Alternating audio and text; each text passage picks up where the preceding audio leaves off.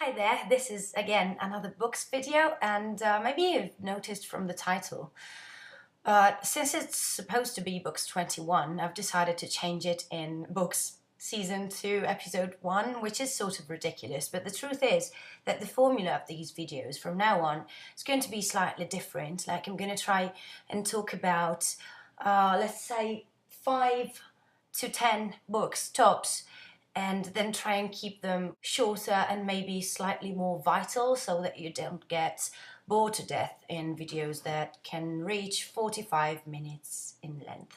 So extremely quickly, this is a comic. I actually made one of these videos specifically for comics, but I never translated it. I don't have it in English. Anyway, my obsession about Neil Gaiman and his characters is fairly well known, so it's no surprise that I actually read this special story of Superman, which sees death as a co-star.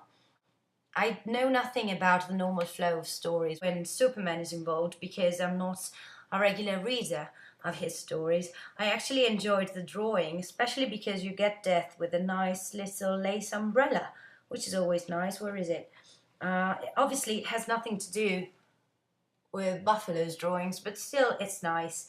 It stands up on its own, so I liked it, probably even just because death is in it. Now, starting with proper books, I mean, not that this has something shameful about it, it's just different categories. This is Ben Lurie, first book, Stories for Nighttime and Some for the Day. Came out in 2011, and it's this whimsical mashup of strange stories. Hi. I adored this book because it's short stories, and you know I love short stories. These short stories are magical because they're told in a style that at first may feel slightly aseptic and sterile, but it's definitely not. The point is that they seem archetypes. Main characters don't have first names. It's just the boy, the girl, the octopus, the sea, the house.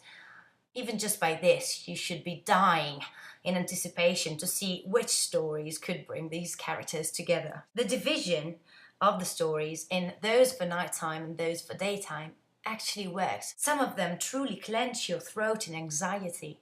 It reads extremely fast, which is a pity. I mean, it took me 2 flights and I wish there was more. Some I'm not sure I fully understood, and they feel more like an exercise in style rather than a proper story. But the pace is so quick because it just doesn't get lost in the prose. Like, the woman meets a man, she falls in love and gets married. At times it makes you feel the human condition to be something so fragile, so trivial and common it can be told in just 5 words. And then there are the magical elements of octopi that can choose to live on land and love their collections of spoons. I definitely recommend this one because it's dreamlike. It flows exactly like a dream. Next is none else but the winner of the Pulitzer Prize in Fiction. It's A Visit from the Goon Squad by Jennifer Egan. A Goon Squad is just a group of violent thugs. I have nothing against the celebration of achievements, no problem with prizes as such. I just don't like it when they become a mark on the cover that I can't remove. I find it slightly invasive. But still, good for you, Jennifer Egan. Cheers for winning the Pulitzer Prize for Fiction. You know how I'm a sucker for bizarre editing. I fell for this one because of this. Okay, this is a story about growing up and growing old with a huge curiosity about cultural change and the extremely fast-paced evolution of this world that we're living. There's a huge amount of characters, which to some may be disturbing, but I personally enjoy a lot. Most of these characters are involved in the music industry in some way. The element that to me is extremely promising in seeing this turned into a series is that each and every chapter is extremely different from the others. They're different in style and atmosphere, and they actually feel more like short stories. It didn't mean for the book to come through as disconnected. It just offered me a huge variety of takes on same personalities, maybe the same environments. And actually, it is extremely fun when you can recognize a character from another character's point of view. Like there's a story that's told from the point of view of one character, and he or she talks about someone that you know after a while, you recognize him from the character that you've already met into another story. All this to say recognition of characters, maybe that would have summarized the whole thing quite better. And once again, I have magically stumbled upon a book that is experimental somehow, that is taking the reading to a new level. Every time I find an element that is extremely imaginative in a book, I stop and think whether I would have been able to come up with the same idea. And since the answer is normally no, I try and figure out where the idea came from, where it could have sprouted from. This one actually, regretfully, I might add, rates up pretty high on the list of things that I would have never ever thought of. Probably close to House of Leaves. And if you've heard me talking about House of Leaves, you know what I mean. It's imaginative, but it's real at the same time. It has a new way of expressing ideas. Although, again, there's a huge variety of characters, and you actually may risk getting lost in the lot. It's a take on reality that I could easily relate to, and I could easily let it guide me through the book. You just have to let it take the lead, I think, with this one. This book says, time's a bitch. Some things decay and some things endure. And it has been an amazing read to me. I actually started buying these books for my mum because she's a fan of the series. This is Naked Heat by Richard Castle. First time I saw it, I was at Forbidden Planet. And it's like finding a prop. Somehow. It's like when you find a replica of the One Ring that's extremely effective. That's how it felt to me to see this for the first time. And then you try and jump on page, what was it? 125 for the steamy sex scene? But I think it was Heat Wave, not this one.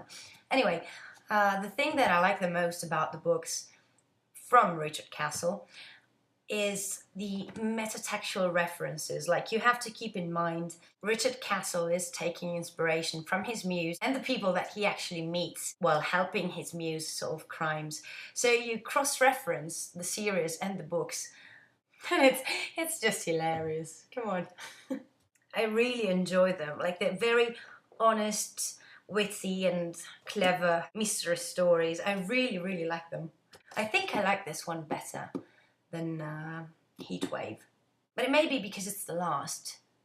This one was in my Christmas wish list. It's Steve Jobs by Walter Isaacson. You may or may not know, I find Steve Jobs a very inspirational figure. But since I know I tend to idolize people, because like everyone else, I need heroes in my imaginative universe, I try and be as objective as I think I can, while reading this. So, well, first I've surprised myself by being extremely ignorant about the man himself. I mean, I didn't even know he was adopted, and I had no idea of the theoretical psychological consequences of this fact in his life. I knew nothing about the dark side of him. So I'm not sure the rendition of these dark sides is faithful to the truth. And it's not one of those things where I can just shut my eyes and say, I don't care how things actually were. I care what they were to me. Truth is just what I want it to be. I wish someone could just tell me who Steve Jobs really was. Because in some way, this book praises him no matter what it says, even if it promises to be extremely honest about it. So I wonder, what if it tells lies, a few lies, wrapped in perfect truths? This would make them even easier to swallow. I wonder if it's a sugar-rimmed glass. Again, I try to stay detached, but I do think Steve Jobs was a genius. I adored the cover and the fact that it shows the alarming proximity of the past. One thing I really, really didn't like, and I have to come closer for this. Is it just me, or the bridge of his glass is photoshopped? What's the point of this? I'm telling you, it's photoshopped. Why? Oh, why? I wonder if the mission I started reading this book for was actually a rightful one to begin with. Like, if I acknowledge the fact that Steve Jobs, the idea that I have of Steve Jobs is some sort of idol to me, Would it make sense to actually find out the truth about him? Once you admit that your idol is mainly a work of fiction, does it make any sense? Probably not. I think this book does show the man behind the myth. Just make sure you want to see the man behind the myth. And truth be told, some part of this book, no matter what, I found extremely inspiring. I know he's become some sort of controversial figure. To me, he never was just a clever salesman. He really was an inventor with a vision. I admit I may be wrong, but this book didn't prove me I was. I received this one as a gift. And when this happened, I actually asked the person who gave this to me to repeat the name of the author 1,000 times to try and make sure I could pronounce it right. Fail. So I'm just going to show it. It's going to be down here. Anyway, this is We. It was written in 1920s and 21, and it's the archetype of modern dystopia. It's the idea that we owe so much to now of technology that becomes an omnipotent vigilante over a human emotion, thus depriving us of our freedom, of our being human. What is extremely fascinating is that George Orwell himself actually acknowledged the debt that he has to We for, obviously, 1984. I was definitely biased by this element when reading this, but the idea of being not much at the core, but probably at the first roots of the main ideas that brought us great English dystopian novels like Brave New World as well, made me extremely emotional while reading this book. Somehow I think that when stories bring out and contrast so much what is like to stop being humans, what actually emerges at the end are those elements that make us all the same. I think the accent goes exactly there. You immediately realize the things that you miss the most. It's like someone is telling you a very realistic tale about being stranded on a desert island, and you immediately realize that maybe your iPod wouldn't be as important as it is now, were you to be in such a situation. Also, the approach of time into this book is amazing. I absolutely adored it. Now, this is going to sound gratuitous, but anyway, I've recently seen a movie that I've enjoyed up to 2/3, I'd say. It's called Equilibrium, and again, basically it's a dystopian universe. The point is that a compound has been developed, and by injecting it in your neck, I think twice a day, if I'm not mistaken, you get completely separated from your emotions, and so you have this completely apathic human range that is able to perform everything it has to perform, both when it comes to high-profile jobs and social interaction, as long as emotions are not involved. So by giving up happiness and tears, compassion, sympathy, and the lot, you also said goodbye to crimes of passion, theft, homicide. Somehow, when I see contemporary depictions of universes like this, there's always something missing, as if it's extremely artificial and I can tell it's a make-believe. Which to me is something that a work of art has to do very briefly and in a not noticeable way. I normally like to buy into the stories that I read or watch, whatever. What made it possible for We to entangle me completely is that lyricism and poetry is not completely lost just because everyone is encapsulated in a very controlling environment. I think men need to look up at the stars. No matter the reason and no matter what they're trying to see into those stars, they're still going to look up. Again, it's one of those needs of the core of human beings that is not ignored. It is a fearsome idea of evolution, of the world that maybe one day we're going to find out we live in. At the same time, it can be naive because, again, it was 1920.